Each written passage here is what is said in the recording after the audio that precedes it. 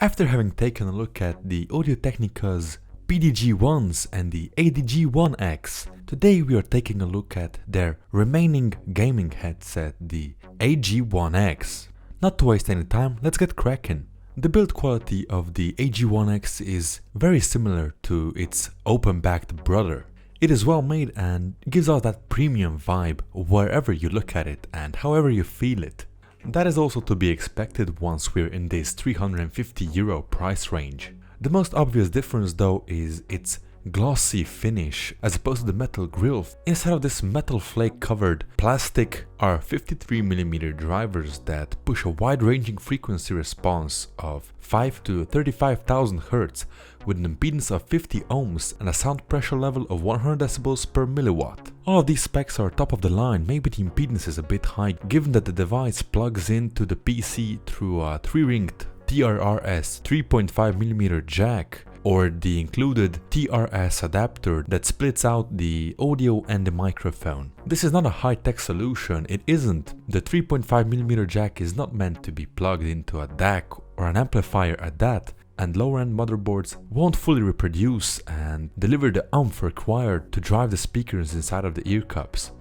They will sound decent, of course, they will sound better than almost any other gaming headset out there.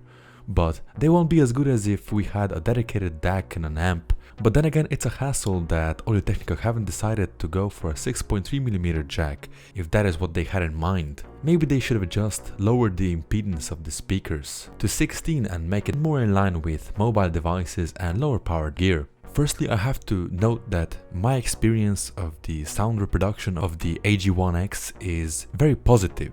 In my everyday use, I found the sound signature to be a bit low on the bass side and a bit muffled. It's not nearly as bad as, for example, let's say the G230s from Logitech, but still, it's there. Partially that is due to the closed back design that blocks off more sounds than its open back brother. The latter has better audio because of that, because of the wideness and more roomy sounds. But if sound leakage is a problem to you, then the AG1X are about as good as you can get in the gaming headset department as far as sound reproduction goes. There's always the option to add a mod mic to audiophile headphones, but that's a topic for another day. When gaming in Counter-Strike Global Offensive, I found them to be perfect. The footsteps are nice and pronounced.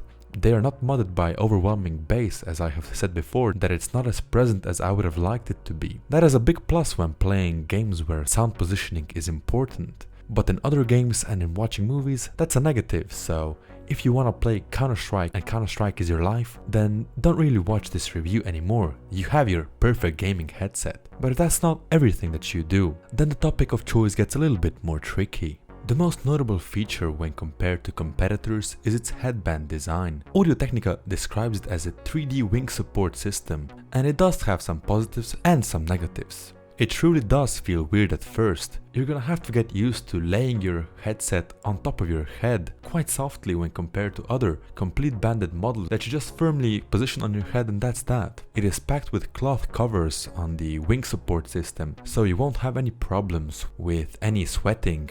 But then again, you don't get the Sennheiser plush leather feel. The wing support system distributes the weight evenly and truly we don't really notice the headset on our head after a few hours, as we often have them on for 8+ hours. Given that they never hurt our ears or our head is a good thing in our book.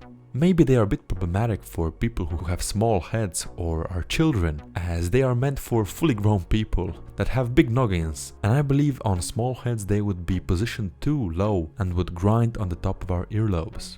Anyways, to recap, if you need booming bass, then the AG1X is not for you, but if you want sound clarity in games and you want to hear the footsteps of your opponents in Counter-Strike Global Offensive, as well as have a really good high-quality cardoid microphone attached to it, then the headset is worth the price.